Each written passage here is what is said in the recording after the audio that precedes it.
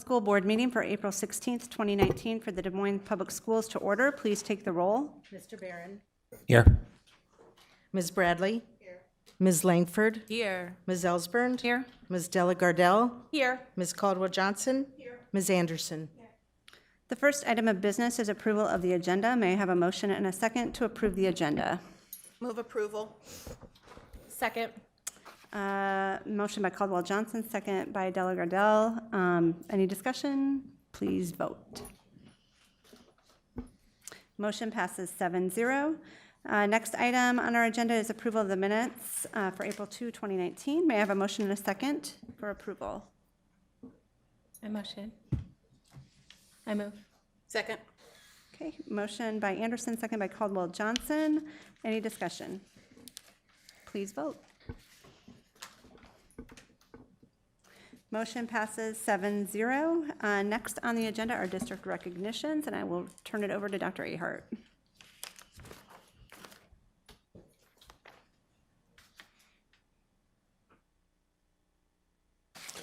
Good evening, Board. Good evening. Good evening. You're so polite. Let's try that again.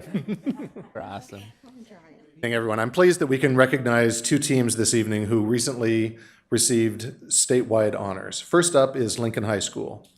The student barristers from Lincoln qualified for the Iowa High School Mock Trial Championship held a couple of weeks ago here in Des Moines.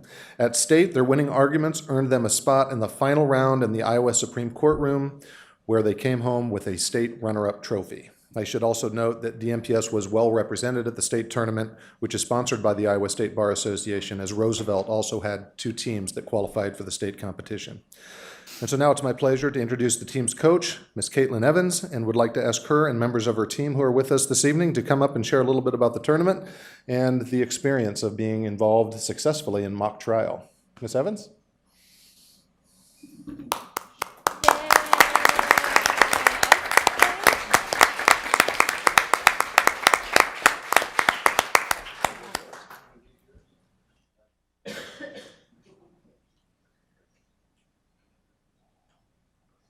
All right, so this is the mock trial team from Lincoln High School. They finished second in the state in a close final round against Marion Homeschool Association. It was a split decision, 3-2. These are mostly new to mock trial students. I think about a third of you have done it before. Is that right? Yeah. And in preparation for this, they learn all sorts of fabulous skills they can use, whether they're going into law or some other field, critical thinking, analysis, thinking on their feet, how to present in front of people. And so I'm going to let a couple of the seniors just tell you a quick thing about what they experienced. Jared, come on. So this is my first year doing mock trial, and I thought this was the greatest experience. Just going in there, not knowing what to expect, and coming out at the Supreme Court building is really cool to get to argue on the floor and be recorded and put on TV. And my dream is to become, a lawyer, become the president of the United States one day. All right. So Okay. All right. I got big goals, but this is the first step, and I'm so proud of my team here. We worked so hard to get here, and we came up just short, but in my hearts, I feel like we won, and in a lot of these guys' hearts, I feel like we're all winners.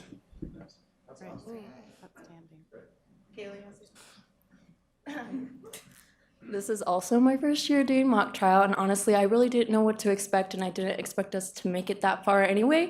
So I thought it was kind of all just something really fun, which I did have a lot of fun, even when it got so kind of serious sometimes, and I really enjoyed my experience, and I'm so glad that I could end out my high school year with a bang, and just the fact that I've grown like such close relationships with these people that I never even associated with before, except in these past couple months, and I just loved every experience of it.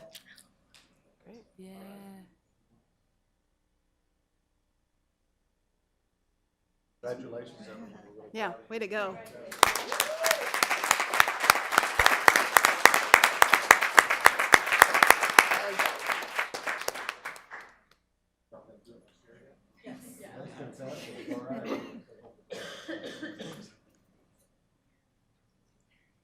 And next, when it comes to the state science fair, Merrill Middle School is becoming a bit of a dynasty.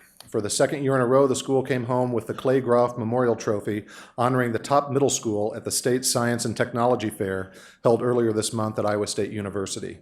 Overall, DMPS had 110 middle and high school students selected to participate in the State Science Fair, earning a total of 51 awards. It is my pleasure to introduce teacher Blake Hammond, who would like to ask him and members of his team who are here to please come up and share with us about the experience and talk about the chances of perhaps a three-peat next year.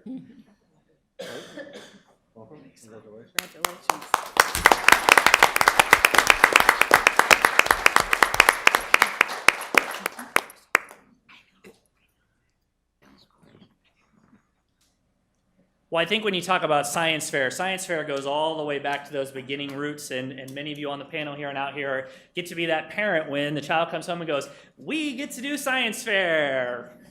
Yes, exactly right. And the excitement level starts off with a very nice low down here of, oh my gosh, what are we going to do? And then you get the whole army that really goes into science fair. Science fair is amazing because of the process that goes into it, and I don't think we value that enough. That these students, they start at the Merrill Science Fair, they present to a group of judges. Thank you to people who volunteer from all over this community. That's where our partnership comes into play.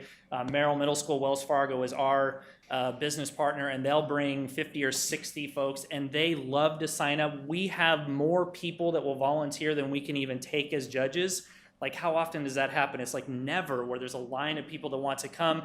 These guys present to them. And then they have that winning spirit. Then they go to the city science fair and they do it all over again. A whole different set of adults that comes, more volunteers. And then they get to go to Hilton Coliseum and spend 8 hours standing by their project going, "Are you my judge? Are you going to be my judge? Are you going to be my judge?" And to get all the way to the end of the day when they've spent in a room with 500 or 600 other middle schoolers, and we have no idea. You get to the end and they're like, there's the name Merrill Middle School.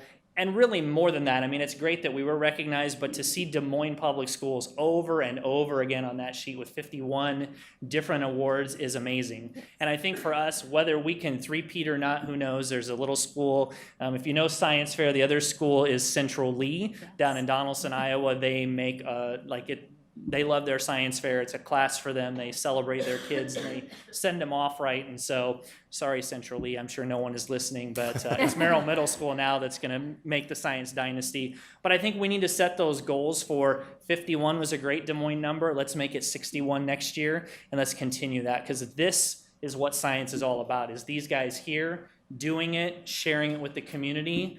And honestly, as a teacher, I sort of feel like I should step aside because it's not really about me. It's about all the work that these guys did behind me. All right. Thank you very much.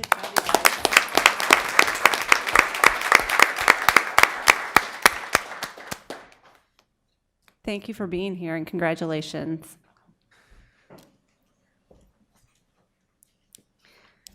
The next item on the agenda is the consent items. We allow any person the opportunity to speak to the board for up to 5 minutes following the presentation of an agenda item. If anyone wishes to speak to an agenda item, please go to the information desk to sign up. Remarks must be germane to the agenda, and we ask that you avoid reference to personalities and character attacks, as those types of comments serve no productive purpose. We appreciate your input. As a reminder to the board and public, the board will not engage in discussion or deliberation with the speaker regarding comments made to agenda items. Discussion and deliberation will remain among board members at the board table, with speakers' comments informing said discussion, deliberation, and determinations as deemed necessary. Ms. Anderson, do you have the motion? Yes, I move that the board approve the consent items in accordance with the recommended action for each item on the consent agenda, including bills previously authorized, certified, and approved for payment by the board secretary in the amount of $3,708,260.49. And P-card amount transaction of $532,590.10. Thank you. May I have a second? Second. Motion by Ms. Anderson, second by Caldwell Johnson. Any discussion? Please vote. Motion passes 7-0. Next, we have a public hearing. The public hearing will come to order. Is there anyone wishing to speak to item E1, public hearing for renovation to Walker Street for Boys and Girls Club? Hearing no one, I will close the public hearing. No, we close the public hearing and then, Yeah. Superintendent Ahart, will you please introduce the matter? I recommend the board review the proposed plans and specifications prepared by Envision Architecture for renovation to the Boys and Girls Club at Walker Street, hold a public hearing, and approve the plan. Thank you. We do have a presentation, and I will turn it over to Bill Good and the others at the table. Thank you very much. Jody Worth, CEO of the Boys and Girls Club, will begin this for us. Do you want me to stay here? Yeah. Okay. Good afternoon. Thank you for having me again today. So, as he said, I am Jody Worth. I'm the CEO for the Boys and Girls Clubs of Central Iowa. I've sat in this chair and talked with you on a number of occasions about some of our incredible partnership opportunities that you have passed in the prior. But what I'm really thrilled to talk to you about today is what's going to happen at the Walker Street project. So a little history. The Walker Street project that we will be presenting you today is just one of many projects the Boys and Girls Clubs are working on right now through our Pathways campaign. So we're in the middle of a capital campaign that will complete 4 paths of clubs through our city so that kids can go from an elementary serving club site to a middle serving club site and end their high school career at a high school serving club site.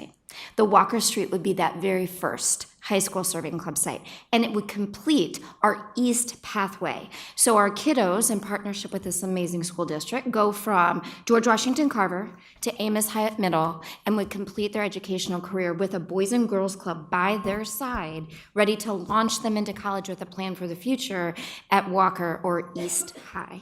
So it is my honor to introduce Carrie Wieg, who is an architect for Envision, and she has done some amazing work with this project to get it ready for you today. So.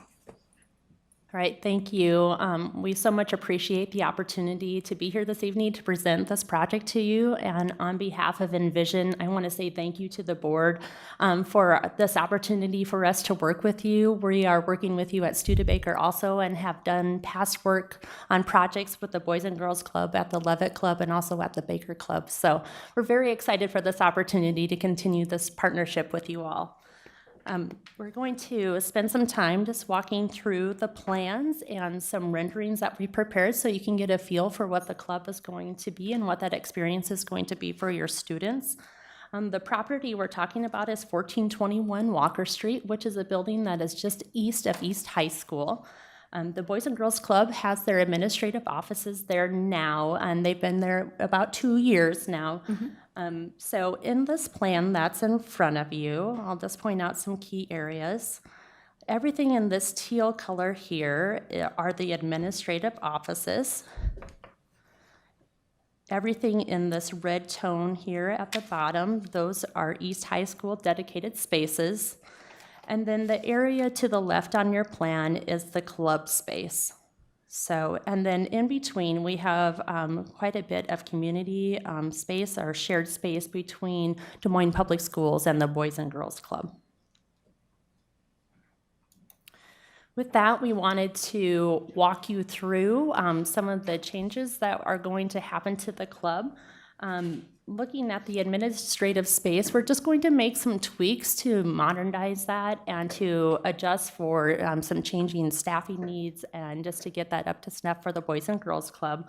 And we wanted to spend the bulk of our time tonight really talking about the club space because it's such a special opportunity for you all. So with that, this first image is the community room, and what you're looking at is we're really looking to provide a multi-purpose space that a lot of different functions can happen and to really look not only what's going to be provided now, but to provide opportunity to bring a lot of different things into the club in the future. To the far back of the space here, you'll see, let me see if I can get my cursor up. There it is. There is a teaching kitchen there. And in that space, the Boys and Girls Club is looking to do some cultural cooking and learning, doing a college survival class of teaching yourself how to prepare meals for yourself. I know my son would benefit from that. And then there will be special events held there and youth-led potlucks. One thing that we wanted to call to your attention is there's a real desire to have a Cooking for the Community event where leadership from across the community could come in and have a special event and talk to to the students and the young people about things that are happening in our own community and why it's important for them to get involved and be concerned. So, other club activities that would happen in this space would be a career builders program, and that's where there would be a partnership with local trade unions and educating about skilled labor needs, which we all know is a real need in our community. There will be workforce development seminars, SAT, ACT, and FAFSA workshops and space to help prepare those documents and getting ready for next steps in life. Homework lab, space for the Keystone Club to meet. And then also we just wanted to mention, you'll see a flavor in some of the renderings of having more of an urban feel. We've been talking with the Boys and Girls Club about how to create dynamic space that will be engaging to students, because it's really important to find a place to really that students want to go to and be at. Some of the critical things, as Jody was talking about, are, we want to have area that there's opportunity to build relationships with these young people and continuing that Boys and Girls Club service to them and a safe place and to really be a resource to them. So moving on then, this is a real fun area in the club. It would be just on the other side of that last image we looked at. To your left here would be a DJ booth where students could come and mix music and play music, the opportunity to have some dances in the space, and again, just really thinking about it, what's going to engage students and keep them coming back. With that, on the right side here, let me get this cursor here, we'll have some gaming stations and just places for the students to hang out. And then in the back, you see a sneak peek into the STEM lab. And we have some doors here that can open up to provide opportunity to provide or to have some larger gatherings in the evenings or special events there. So we really like this area because it's a really fun combination of thinking about kind of a performing arts lab at the DJ booth and then partnering it with kind of a practical learning lab at the STEM lab. So. This here is a view into the STEM lab. We hear a lot of talk about STEM. Some specific things that are thought about for this space is a do-it-yourself STEM lab that is sponsored by Boys and Girls Club of America. It is a set program, so there's educational materials available to help students through a program. There's also opportunity for free, the tables will be movable, so you can look at a lot of different configurations to do different types of experiments. And looking at doing robotics and virtual reality experiments, and also getting into coding and some three-dimensional learning opportunities there. And our last image we wanted to share with you is a gaming area. And we always get questions about, do we need to provide this type of space? I think people know that students appreciate this type of space. And when we do our educational facilities, finding that decompression area for students is some of the most critical space that we design into a building. They're very scheduled. They have a lot of stuff going on. They need a place just to relax and chill and just be themselves. So this is that spot here. And one of the programs here that the Boys and Girls Club is looking at is doing an esports program. It's really popular with the students right now at this high school level, and really looking at how to get in and do athletic sporting events live and in conjunction with other people online, and looking to what the opportunities are with that and character development. We know that there are new collegiate programs related to coding and gaming in our own communities, and really trying to build upon participation levels at this club.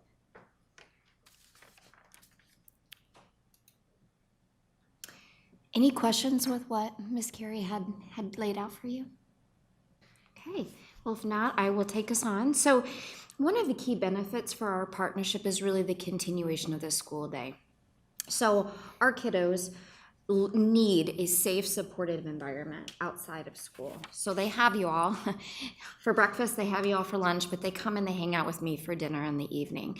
And that safe, supportive environment, that continual learning opportunity, that place where that child can find one positive, committed adult in their life to make a difference, that we can say, you really can do it, you really will graduate, let's get your homework done, let's let you hang out and do some gaming, but then we're gonna pull you back into the STEM lab and we're gonna do something that helps helps support whatever's going on in your chemistry class. The other thing that we do that I think is so remarkable is that we have shared outcomes with our buildings, right? So our principals, our administration at your buildings, we have shared outcomes. So together we're better. Together we run at academic success. Together we run at good character and citizenship. Because we know at the end of the day, these students that we serve are our future. We know that we need to deal with some of the challenges that are going on, and I'm just thrilled to say that I'm thrilled to be your partner in dealing with those challenges. And oftentimes, our team members can step in sometimes and support teachers when teachers really need to teach to the rest of the students in the class, right? So we have full-time team members on the ground that can step in and be supportive to our principals and our administrators in the schools that we're located in. And I think I may have touched all of those. The big thing that I think that Boys and Girls Clubs brings to our student body in and of itself is the good character and citizenship. And let me tell you why. So if you, high level, if you can think about a time what your bedtime ritual was as a child, if you can think about that, whatever your parent, whatever your grandmother, whatever your aunt did for you, whatever that was it a bath and pajamas and a snack and a book? Was that what your routine was? And if it was, did you do that routine with your children, your grandchildren, your nieces, your nephews? Probably, I'm guessing. I'm not saying any shaking of heads, but I'm guessing you probably repeated it. If you did, I would ask you, why should we assume our students that struggle aren't repeating what they see every single day? And that's where the club steps in. That's where we teach a different way. That's where we can support in that extra time outside of school and say that there's a different way to go about living. There's a different way to go about those next steps, and there's a different way to go about getting to college or getting into a trade or what your future looks like. And I think that's really where we provide ultimately the most benefit to our students. Okay, as far as the funding goes, as Jody mentioned earlier, part of their capital campaign is they're going to be devoting, and this is an estimated project cost of $1,170,000. It's a major contribution to something great that's going to happen in our building. The school district, though a much lower number, will be associated with some mechanical and some flooring issues that we needed in some of the common areas. So that's estimated. Mm-hmm. Yes. And then as far as the timeline goes, you saw the preliminary plans on April 2nd. Obviously, we're presenting you the final plans this evening. We are looking to have construction start in early summer, and with the new club opening in January of 2020. So with that, this is another great example of a partnership that's very important to us in our school district. And we're very thankful and glad that the Boys and Girls Club are partnering to make a positive impact on our students. So with that, if there's any questions or comments, we would be very happy to answer those. Before we go to questions and comments, may I have a motion and a second to approve the public hearing and superintendent's recommendation? So moved. Second. Okay, now, questions or comments? Anybody? I had one quick. Sure. Can you tell us the hours of programming and what your staffing levels look like? Absolutely. And the number of students you anticipate Absolutely. actively participating in the program? Well, right now, we're actively trying to recruit kids from the Flex Academy. So those kids that are in the building anyway, so we're making friends, we feed them breakfast. They come in during snacks, so there's lots going on there, and then we supported them over the holidays over the last couple of years. So our staffing is always 1 to 15, so one adult monitoring 15 kids. So it's not 1 to 15 in the building, it's 1 to 15 direct ratio. So that's always our staffing in all of our buildings. So, and sometimes it's less depending on the age group of children. So our little people, it's more like 1 to 10 for safety reasons. You would expect that there will be 3 full-time staff located at the Walker Street building. So you'll have a unit director, a program specialist, someone who's in charge of all of the programming that goes on in that facility, as well as a membership coordinator. So someone whose sole responsibility is to track our babes coming and going.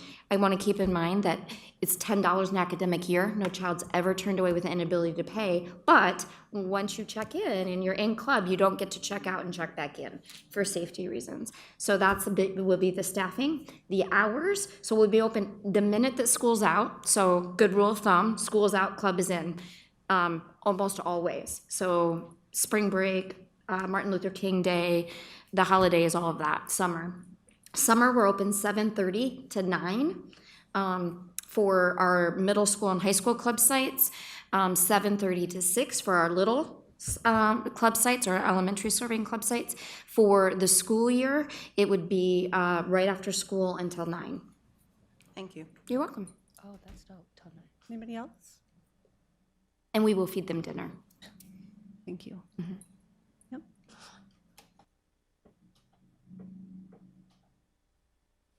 Hello, there we go. I am personally jealous of that space. I just think that's such a really cool space that students are going to be able to take advantage of. And thankful that you all are doing that work with students, particularly on the east side where we don't have a ton of things going on for young people right now. So Our kiddos at the Flex Academy definitely need us most. Yep. yeah. Yep, it's a great place to be. We're honored to be there.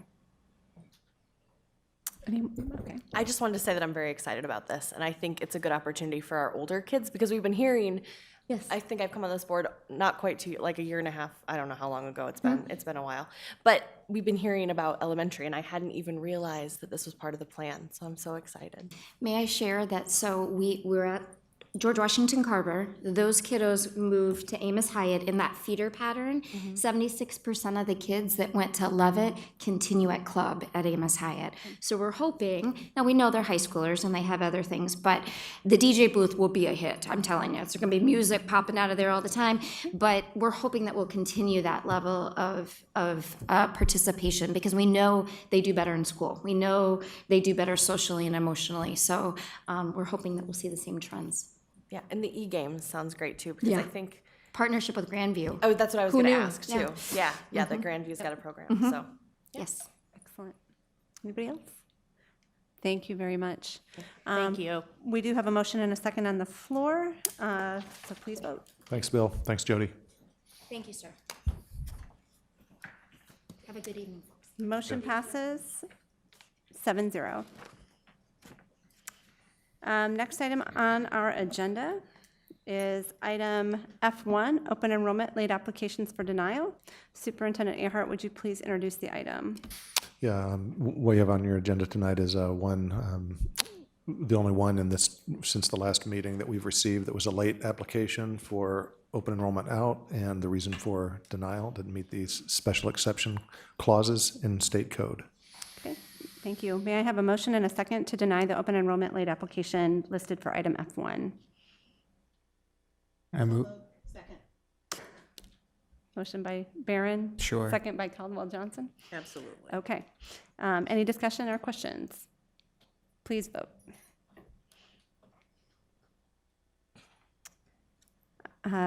Motion passes 7-0. Next item on our agenda is item F2, the management limitation 2.1, treatment of students policy updates.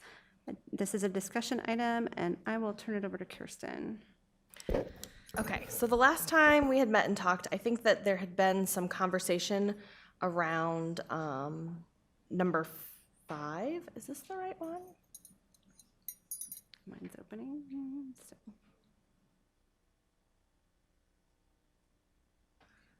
Huh. I'll show you the cut and paste. Okay, well, I submitted the wrong one then. I don't know how I attached the wrong one to send to Sharon. So do you have what the updates are that you would like to let us know, or how do we? Find it, yeah. Yeah. I think I just need to start titling something like not actually what it is, but something different, because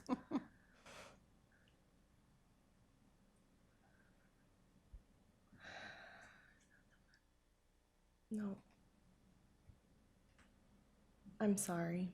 Okay. I know it's in my email because I sent it to Deanna and Dwana, but I'm not finding it on my computer now. My computer's dead, otherwise I would. Yeah. Do you have it, Dawana?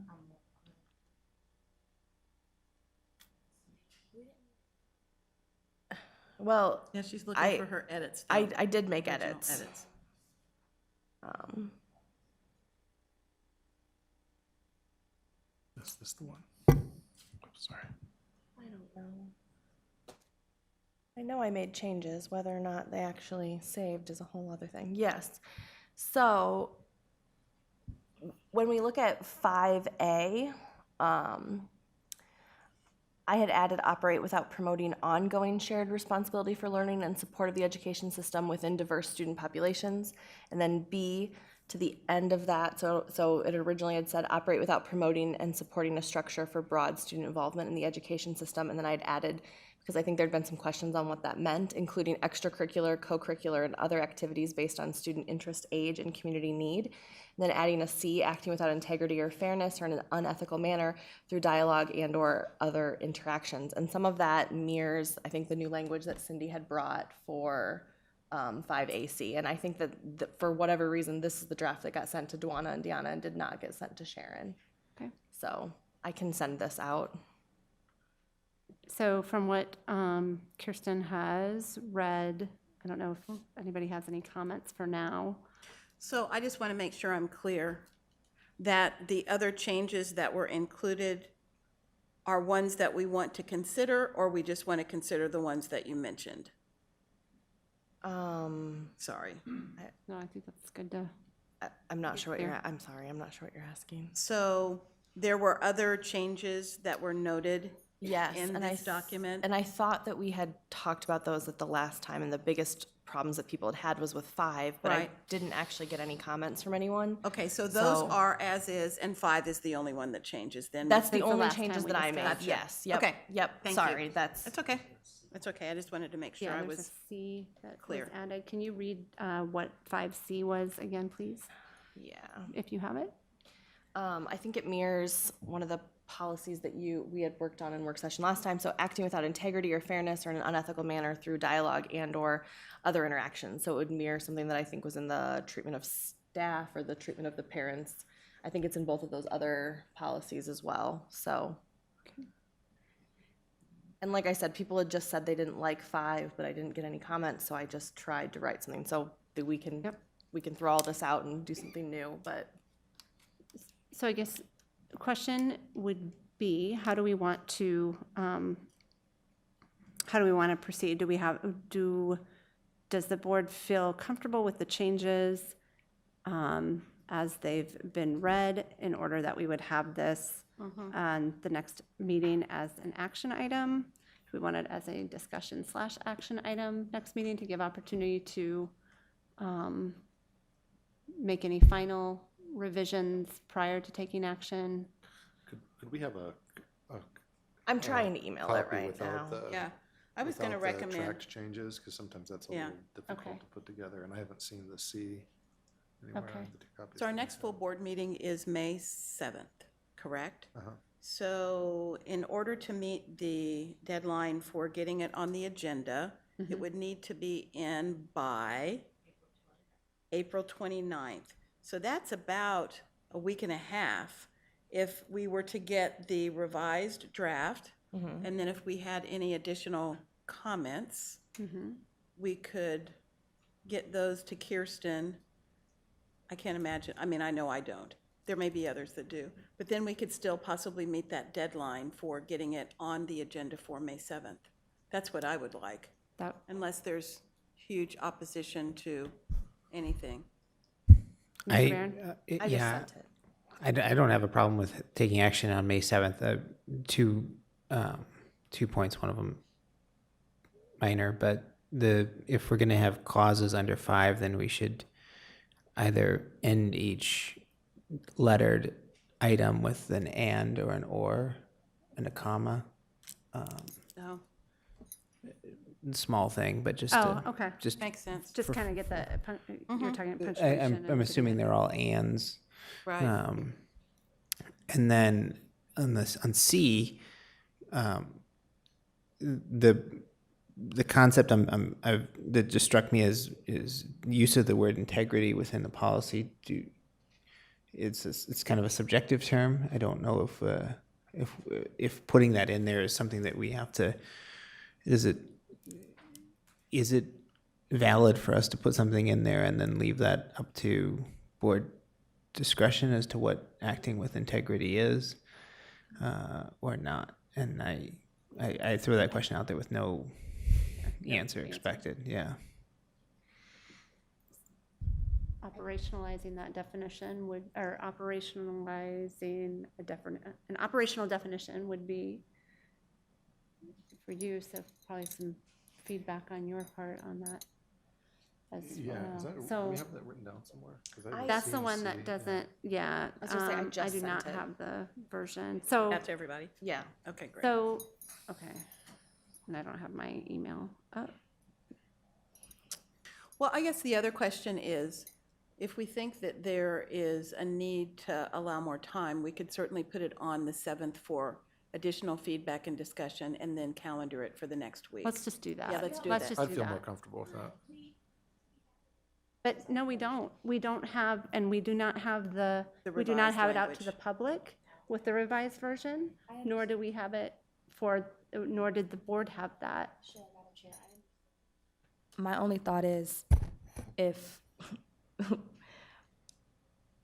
we have a week and a half until the May 7th meeting, it's not possible for the board to get that, if we get that email copied out to the board before then, for people to give a review and, I mean, we've already had.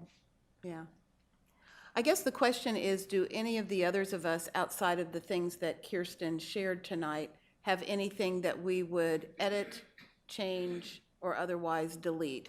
Because the challenge is, we don't have a meeting between now and the 7th, so we are really going to be doing our editing amongst each other. And so by the time we get the document in the packet on the 7th, we will not have had an opportunity to vet any additional changes that may come forth. That was my point, Deanna. I don't want to delay it any further, but if we don't get the sense that people are going to have changes, I guess we could proceed, but I feel like we need to give ourselves a little grace around making sure that we're all on the same page. This is a pretty big deal. And that, It's really important. We've worked on it for a while, I agree. Yeah. But I also don't want to rush the final product just for the sake of getting it on the May 7th agenda. It could be informational on May 7th, and then if the board's satisfied, go to consent on May 21. It's Yes. not really a Yeah. material difference. Well, my other thought is that, I apologize for not getting this out, but I mean, we just basically put what we'd had the last time on this agenda again, and everyone seemed content with it, where I know there was a lot of questions around 5 the last time. So my other thought is, I mean, does it make sense to just go with it without and maybe that's what the board needs to decide between now and May 7th, and that's why it needs to be on for information, of just, did we really need to make changes? Because at the board table, I had gotten the sense that night, the last time we discussed it, that everyone really wanted to change 5, and then I heard nothing. And so that's where I was trying to make a change based on what I remembered the board wanted, but maybe the board didn't actually want that. So I don't know. I think, I guess, if anybody else wants to weigh in, my preference would be, let's put it as you intended, with the suggestions that Rob made for punctuation, for discussion again on May 7th, and then have a public discussion, give the public the benefit of getting to see the policy as we intend it to be in its form, because I think that's also transparent and fair. And then if we're good with it, then consent for the following meeting. Does that seem okay with everyone? Yep. I'm fine with me. The only thing that I did on C, I know when we were sending it out and look at it, I just went and changed like the wording a little bit. I think that was for me in reading it, trying to make sense of it. And so I can send that to y'all. And I don't know if you still have that in the email. Yeah. And so that was the only thing I did. My read's just different ways For you, that we could possibly word your it. committee Yeah. decides to put out as that version and make sure, Okay. yep, that's Okay. what. Perfect. Well, and is that edited version. And I think some of my aversion to wanting to, in this one that I just sent you, and wanting to change C too much is that I pulled that off of language from other policy we discussed the last time. And so it seemed like to me that if we weren't okay with the language here, we'd also want to change it in the other two policies. And so that felt like perhaps not a subcommittee conversation, but perhaps the whole board and talking about making those pieces of policy match. Because I think that's what Consistent, yeah. consistently, and, Yep. and that's what I think that we were trying to do with some of our policies. So maybe what I will do when I will send this out again without the tracked changes, and then just put in some of the other suggestions for C and see if the board members want to reply to me directly is the original. I'll just give you guys some options Yep, and that just sounds reply fantastic. and tell me what you Yep. want, and then I'll put it So- in that for the agenda for the 7th. So Okay. that sounds great. And board, make sure you comply with that timeline if you have any additional information to share with Kirsten to meet that deadline. So in order for it to be on the 29th agenda, we probably need to have any and everything we're going to do to Kirsten by probably the middle of that week, the 24th. And again, we'll try to have get the, the- we'll I'll have the try to get this discussion out Thursday opportunity and night, the edit opportunity within the meeting, but, Might be after. but anything you'd like, Might be if Sunday. there's something you'd like to see on that option. Thank you. Okay, thank you. The next item is F3, Board Work Plan. So Kirsten is going to be getting to that work plan, and part of that, one of those items was a preamble type item that we would use each meeting and perhaps shift responsibility for that.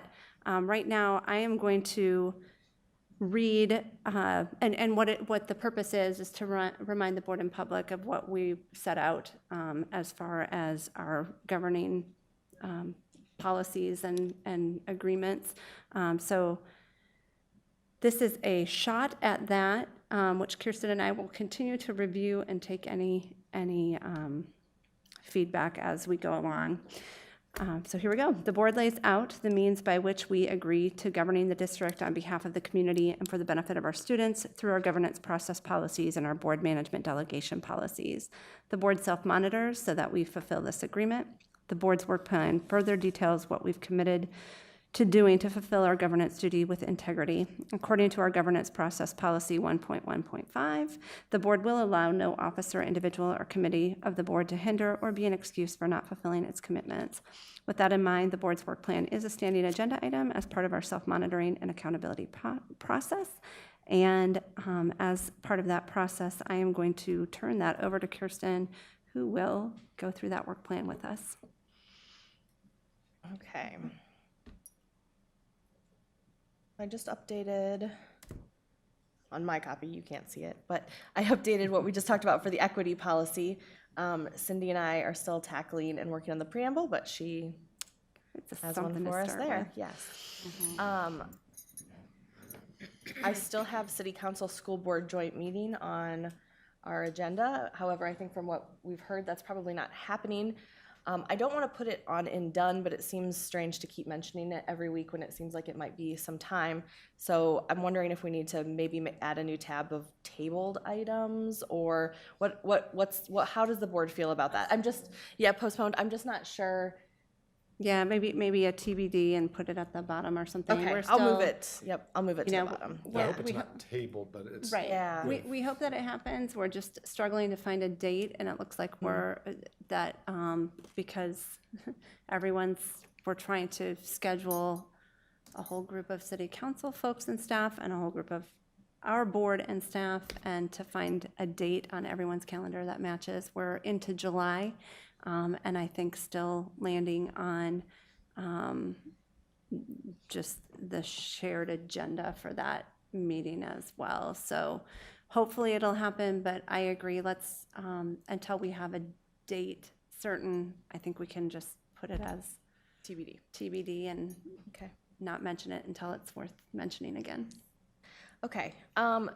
For external monitoring, Terry, I think you said you had an update? I do have an update, so I apologize.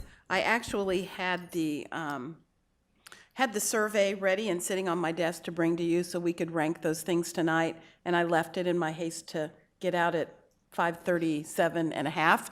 So I'm going to load that on SurveyMonkey. It'll just be easier, and I'll send that out to everybody tomorrow.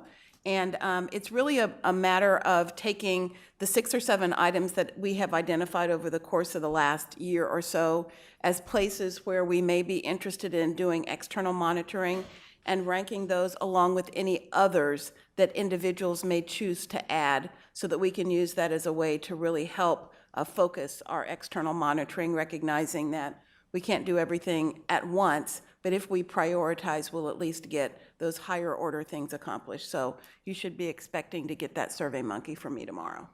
Thank you. Okay. As far as the process map vacancy appointment, I think that we have this scheduled not to the second meeting of May, so we'll, suppose it's not really done, but I can probably take it off of here. For our ongoing professional development, our next discussion will be, we'll do section 2 of that on May 7th in a work session following the board meetings. This is just everyone's reminder to read section 2.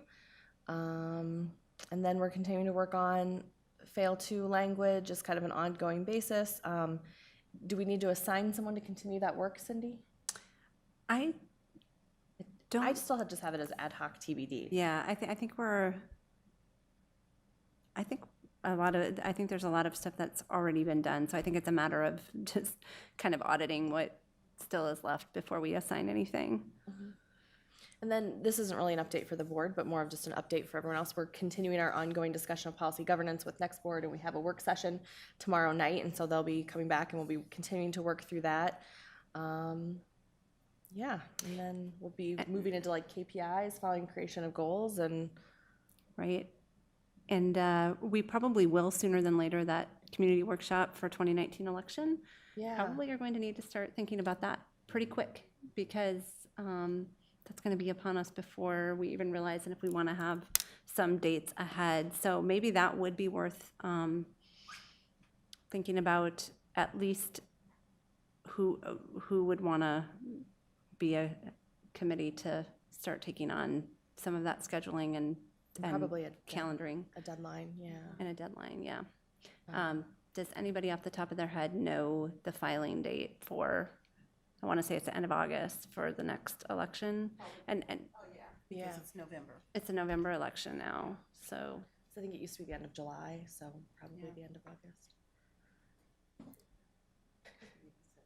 Does anybody want to start thinking about that as far as being on a committee? I don't, there's none. And, okay. I can as well. Yeah. Okay, and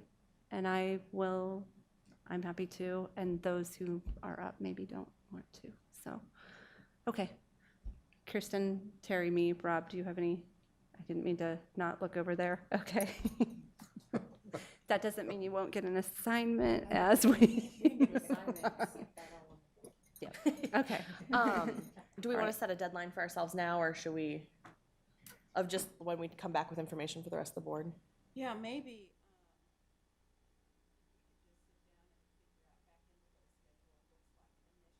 Mm-hmm. That might help inform. Okay. Yeah. Okay, so before the next meeting and kind of have a start back scheduling, great, thank you. Okay. Does anyone have anything that we need to be thinking about in the upcoming months that's not on here? We're like getting to the end of our work plan here. Yeah. All right. That's great. Thank you. All right. Next on the agenda are informational items. For the board's review, notification of award of competitive bids and quotes, preliminary plans for Lincoln High School pool HVAC upgrades, and Head Start committee minutes. So those are for your review. And next are items of privilege, and I will, Kirsten mentioned it, but we have our work session with Next Board tomorrow evening to continue studying our district goals and using the information received from our community and student listening sessions held over the last couple of months, along with district data and needs assessment. And so I know we're looking forward to getting that work finished and getting back out to the community with what our shared goals are in the somewhat near future. So thanks in advance for the work we'll be doing tomorrow night, and to the staff for the work that they'll be continuing on Thursday morning. And does anybody else have anything to add for items of privilege? Any other items they want to share? Kirsten? I just wanted to shout out our teachers and staff because I know that we are, it's ISASP testing month, which is the IO assessment, and I guess I haven't really talked to Tom about how it is here in Des Moines, but if it looks anything like it does in my own school, I know that adds additional stress to teachers and to staff and to kids and to families, and so, but the importance of those, we could go back and forth on, but it is something that the state sets forward for us to do. So it's, in our best interest to do the best that we can. So just a shout out to all the staff for all of the added stress that I know you've been tackling and helping your kids through. So Thanks. Terry? So we had our Schools Foundation meeting yesterday. We actually met at the Franklin Junior High building out on Franklin, really nice facility. But I have the pleasure of serving on the Nominating and Governance Committee. And so we are in the process of seeking individuals that would consider serving as members of the foundation board. And there are two things that we're really focused on right now, ethnic and racial diversity on the board, and then also geographic representation. Many of the individuals that are currently serving live probably in the south of Grand or the Roosevelt feeder pattern, and we're really looking to expand beyond that. So if board members have individuals from your respective director districts that you would like to recommend, I'm happy to receive names. We have a wonderful opportunity to sort of build out the board over the course of the next year, so I would definitely encourage you to reach out to me if you have individuals that you would like to have us consider. I do have a one-page sort of description of what we do and the responsibilities of board members that I can send out to everyone, but I'd love your support and assistance in identifying people. The foundation is doing really exciting work. I think they're sort of turning a corner now, and so there's great opportunity. With that opportunity, though, comes the challenge of having really good board members to help guide that work. So I'm reaching out to you and hoping that you'll help us do the things that we need to do to support Des Moines Public Schools. Thank you. Anybody else? Okay, I'll turn it over to Dr. Ahart for the superintendent's report. Yeah, I want to give a shout out to our building level staff, students and families for going through what is the first year of the new state assessment. Our staff is doing a wonderful job going through this first time, different experience. I'll not put it into any other editorializing about the value of the test. Also want to give a shout out especially to our ELL staff, because the ELL testing that we do every year as required by the state is really an arduous process. It's very time intensive, and lots of one-on-one time must be provided because there's a speaking, a listening, a reading and a writing component, and of course the listening and the speaking is a process unlike what we go through in any other area. So our team does a wonderful job of coordinating that work and testing, somewhere in the neighborhood of 7,000 students. So it takes a lot of time away from an instruction, unfortunately, but our team does a wonderful job of making that as painless as possible. I want to thank Heather and the rest of the board for their support of the CLAT again this year. That group now in year 3. Yeah. Year 3? It's 4. 4? Is it 4 now? Yeah, I lose track. Is steadily gaining momentum and really helping more of our community have a voice in the legislative process. On that note, I did have a couple of conversations today regarding the extension of the statewide penny, and there's been a late move in the House to divert already allocated funds before 2029, when the sunset kicks in, to allocate some of those revenues that we've already bonded against toward property tax reduction, which is a really dangerous road to go down, because for districts like Des Moines, and we are not unique in this sense, we have, I think, wisely bonded against those anticipated revenues so that we can make best use of those dollars pre-inflation, which is particularly rampant with construction costs. That would really put us in a difficult situation, and walking through with Representative Nunn today, if that happens, you're going to force districts like us to create other avenues to both be true to what we promised the community in our revenue tax purpose statement, while also making an 8th consecutive year of underfunding from the state work. There's just, we're at a breaking point here. And so you're going to see districts that haven't already going to their voters for a maximum voter-approved PEPL levy. We've not done that, and we have plans to do that, but lowering other levies at the same rate so that we're not changing our overall tax burden to the city as it comes from the district. But that's assuming that the promise that was made by the legislature when the statewide penny was adopted was going to hold true. And so when you start monkeying around with that, it puts us in deeper peril. So the fight is not over yet. The last CLAP meeting was on Saturday at Lincoln, but that doesn't mean that we can take our foot off the gas and make sure that we're holding our legislature accountable to what's best for our students. So that's just one more shout out to keep paying attention until the session is over. They're in all of the bills that have to do with appropriations now, and that can move fast and furious, and we need to make sure that we're keeping our eye on the prize and making sure that there's no last-minute dealings that's going to put us at further jeopardy. And, yeah.